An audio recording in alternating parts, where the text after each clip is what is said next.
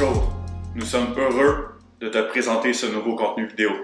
L'objectif de cette capsule est de t'introduire au concept d'équilibre et d'horaire occupationnel, de sorte à ce que tu puisses identifier des stratégies pour retrouver un équilibre occupationnel malgré les transitions qui sont survenues dans ta vie. Au cours de la capsule, nous allons t'expliquer en quoi consiste un équilibre occupationnel, en faire valoir son importance, ainsi que la manière de l'atteindre.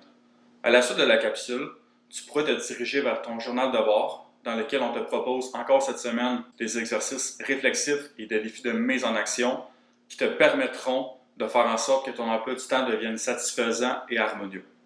Comme on t'en a présenté dans des précédentes capsules, les transitions occupationnelles ont un impact sur notre répertoire occupationnel. En effet, les transitions peuvent susciter un remplacement, une modification ou une interruption d'occupation qui meublait ton quotidien et donc ton emploi du temps.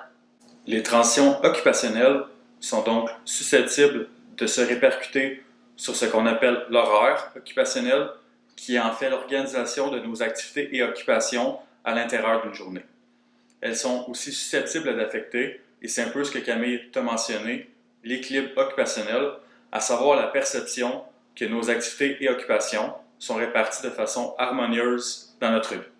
L'équilibre occupationnel est donc un concept idiosyncratique, c'est-à-dire que la perception qu'on a d'une répartition harmonieuse entre nos différentes occupations va varier et ne sera pas la même pour tout le monde. Prenons l'exemple des occupations qui nous demandent de l'énergie versus celles qui nous réénergisent, ou encore les occupations qu'on considère obligatoires versus celles qu'on trouve plaisantes et qui ont une sensation agréable lorsqu'on les fait, mais ça va varier selon l'individu qui les expérimente. Pour t'illustrer ceci, on peut prendre l'exemple de deux étudiants qui, suite à l'émergence de la COVID-19, ont vu leurs activités de formation basculer en ligne. Le premier étudiant pourra trouver que c'est devenu plus difficile pour lui d'utiliser quotidiennement et presque tout le temps la technologie, ainsi que d'avoir à écouter de façon active ses professeurs pour les suivre, ce qui requiert pour sa part une concentration supplémentaire.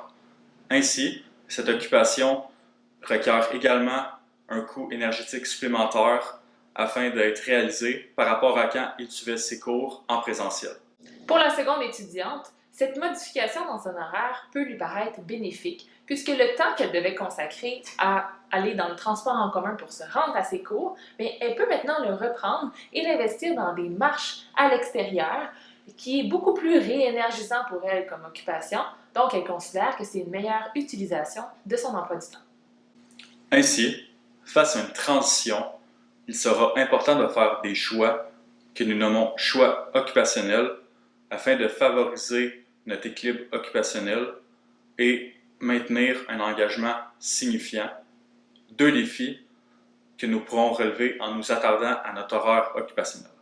Premièrement, il est possible de rétablir une situation d'équilibre occupationnel en s'engageant dans un processus actif de réorganisation de ses occupations pour s'ajuster aux changements qui ont été induits par les situations de transition occupationnelle.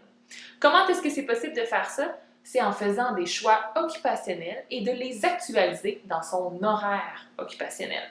Donc, concrètement, ce que ça veut dire, c'est de faire des choix conscients, d'organiser ses activités dans son emploi du temps plutôt que de subir passivement les changements qui ont été soulevés par les situations de transition. Ainsi, même si tu n'as pas choisi de vivre les changements inhérents à la loi sur les mesures sanitaires, il t'est tout de même possible de faire certains choix afin de réorganiser tes activités. Par exemple, tu peux toujours décider d'inclure à ton emploi du temps un sport individuel comme la course à pied à la suite de la fermeture de la salle de musculation dans laquelle tu t'entraînais ou encore du gymnase dans lequel tu jouais au badminton. Donc, ces choix occupationnels qu'on fait de notre plein gré nous amènent nécessairement un certain sentiment de contrôle sur notre vie. Puis ce sentiment de contrôle-là, il est favorable à notre engagement dans certaines de nos occupations. D'ailleurs, tu as peut-être déjà remarqué que tu t'engageais davantage dans certaines activités lorsque tu sentais que tu avais un certain contrôle sur la situation. Deuxièmement, il sera possible d'établir ou de rétablir un engagement occupationnel par le maintien de certaines occupations signifiantes, ce qui contribuera par le fait même à assurer un certain sentiment de continuité. Si tu te rappelles de la capsule 4 du programme nommé Agir sur des facteurs facilitants afin de prendre action sur tes transitions, tu te rappelleras peut-être que le sentiment de continuité est un facteur susceptible de favoriser les transitions occupationnelles. Il s'agira donc de s'assurer de conserver, malgré les situations de transition occupationnelle, certaines occupations qui sont signifiantes et pour lesquelles on avait l'habitude de s'engager dans notre quotidien. Puis, pour ce faire, il est possible qu'on doive faire des choix conscients de les intégrer dans notre emploi du temps pour s'assurer de les maintenir actifs dans notre vie.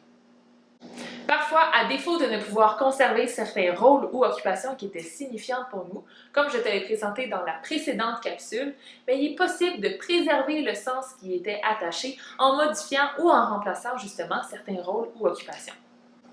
Maintenant, nous t'invitons à consulter ton journal de bord dans lequel nous te proposons encore une fois des exercices réflexifs et des défis de mise en action qui te permettront de faire des choix occupationnels de manière à rendre ton emploi du temps plus satisfaisant, plus harmonieux et ainsi que tu puisses atteindre un équilibre occupationnel. Alors, on va te souhaiter une bonne réflexion. Et à bientôt!